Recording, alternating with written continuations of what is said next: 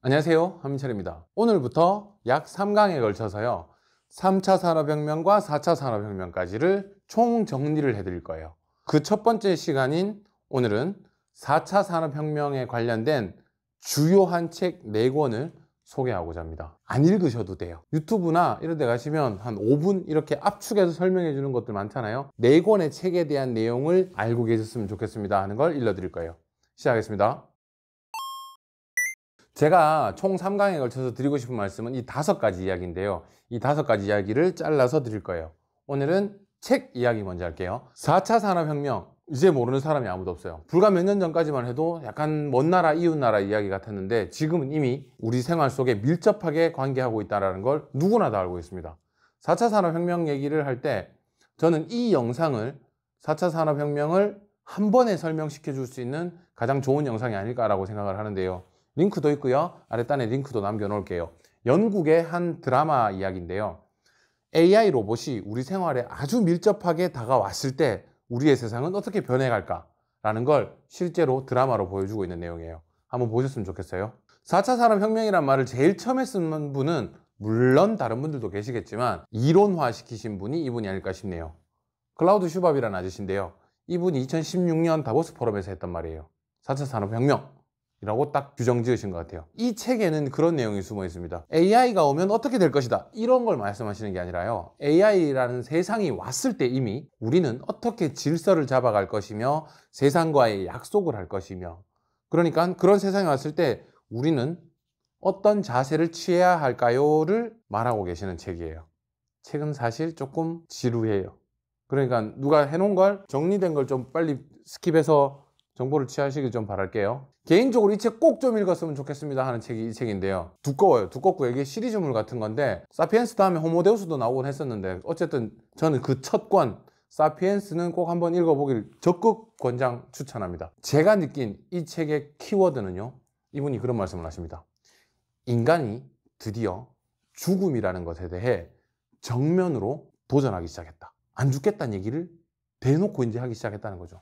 공상과학 같은 이야기겠지만 이 이야기를 따라가다 보면 그럴 수도 있겠는데 라는 생각이 듭니다. 또 하나 책이요, 이분이 말하는 두 번째 이야기가 사실 무서운 이야기입니다. 우리는 유기체입니다.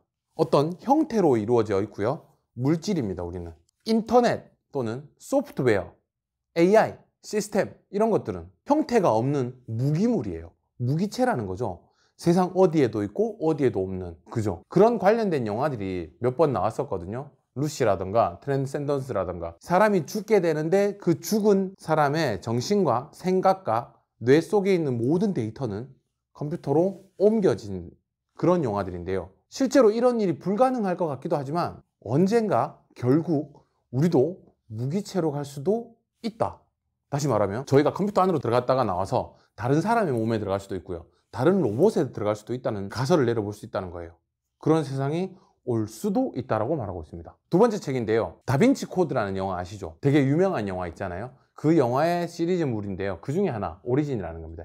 이것도 4차 산업혁명 관련된 이야기를 하고 AI 이야기를 하고 있는데요, 댄 브라운이라는 분인데 이분이 말씀하시는 건 결국 그런 내용을 하고 있습니다. 종의 변화, 종의 출현 이런 말을 하고 있어요. 우리가 예전에요, 오스트랄로피테쿠스라는 최초의 유인원서부터 진화를 거듭하며 지금의 현 인류가 되었다라고 말하는데 사피엔스에서는 그런 말 하지 않습니다. 조금 다른 얘기를 하는데, 아니 그렇다면 그 전 종족들은 어쨌든 계속 남아 있어야 되지 않느냐, 그 왜 그 전 종족들 크로마뇽인이라든가 다른 종족들은 계속 죽어가고 새로운 종족이 생겨났느냐, 그 앞전의 종족을 죽인 게 아닐까? 라는 가설도 내려볼 수 있는 거거든요. 어쨌든 이 책에서는 그런 말을 합니다. 흑인, 백인, 황인, 로봇 이런 식으로 아예 새로운 종이 나타나는 거죠. 지금 현재 인류 이외에 로봇이라는 종이 또 나타날 수도 있다. 그 종이 우리를 파괴를 해서 인간이 없어질 수도 있고 로봇이 세상의 주인이 돼버릴 수도 있고, 또는 로봇과 사람이 그냥 잘 공생해서 살아갈 수도 있다. 어쨌든 로봇이라는 건 종으로 규정할 수 있는 상황이 될 수도 있다 하는 얘기를 하고 있는 겁니다. 나중에 저랑 로봇이랑 친구가 되고요, 저랑 로봇이랑 사랑을 나눌 수도 있고요, 뭐 그런 세상이 올 수도 있다는 얘기를 하는 거죠. 4차 산업혁명을 가장 완벽하게 설명하고 있다라고 하는 완성형 책이다라는 말을 많이들 하는데요, 특이점이 온다라는 말을 합니다. 여기서 특이점이 뭘까요? 어떤 시기를 말하는 거거든요. 그 전에 이분을 좀 살펴보면 이분 이름이요, 레이 커즈와일이라는 분입니다. 커즈와일 들어본 적 없으세요? 이분 뒷배경을 잘 보시면 피아노 건반이 보이시죠? 우리 왜 신디사이저라고 하나요? 전자피아노 있잖아요. 커즈와일이라는 브랜드, 그걸 만드신 분이에요. 전자피아노 되게 유명하신 분이에요. 이분이 실제로 구글의 자문위원으로도 계셨고요. 이분의 말씀은 이렇습니다. AI가요, 목표로 하는 것은 어디일까요? AI는 어디로 목표를 해석하고 있는 걸까요? 인간을 닮아가고 있다고 생각하지 않으세요? AI는 결국 사람을 닮아가고요, 언젠가는 그 사람을 추월하는 시기가 올 거예요. 그 시기를 특이점이라고 말하고 있고요. AI가 사람을 추월해버리면, AI가 사람을 홀대하고 사람을 괴롭히고 파괴하고, 물론 그런 일이 생길 수도 있습니다만 그거 말고요, 좋은 쪽으로도 생각을 한번 해보자고요. AI가 자신의 목표인 사람을 지나치고 나면 그 다음부터는요, AI는 목표가 사라졌는데 다른 목표가 생기겠죠. 자기 말고 다른 AI를 또 목표로 삼아 계속해서 성장해 나가겠죠. 근데 요 특이점 때 어떤 큰 변화가 생길 수 있습니다. 어떤 문제냐면요, 예전에 노쿠치 박사라고 일본의 유명한 박사님이 계시잖아요. 그분이 불치병을 치유를 하고자 계속해서 연구를 하시다가 결국엔 그 병에 걸려 돌아가시는데, 그때 당시에 그분이 실력이 모자랐던 게 아니라 그때 장비, 현미경 같은 게 그런 바이러스를 찾아낼 수 없을 정도의 현미경이었던 거예요. 그분이 요즘 장비로 연구를 하셨다면 틀림없이 해결해 내셨을 거예요. 똑같은 얘기입니다. 지금 현재 인간이 해결하지 못하는 것들, 암, 감기 이런 것들 있잖아요. 언젠가 AI가 인간을 초월하고 나면 인간이 풀지 못한 숙제들을 AI가 풀기 시작할 거예요. 암 같은 거요. 그런 걸 하고 나면 인간은 어떻게 되나요? 인간의 수명이 어디 사고라든가 어디 이렇게 차에 치인다든가 하는 그런 특이의 상황이 아닌 경우에서야 인간의 수명은 엄청난 양으로 늘어날 수 있다는 게 가정입니다. 이때를 레이 커즈와일은 2045년이라고 말하고 있습니다.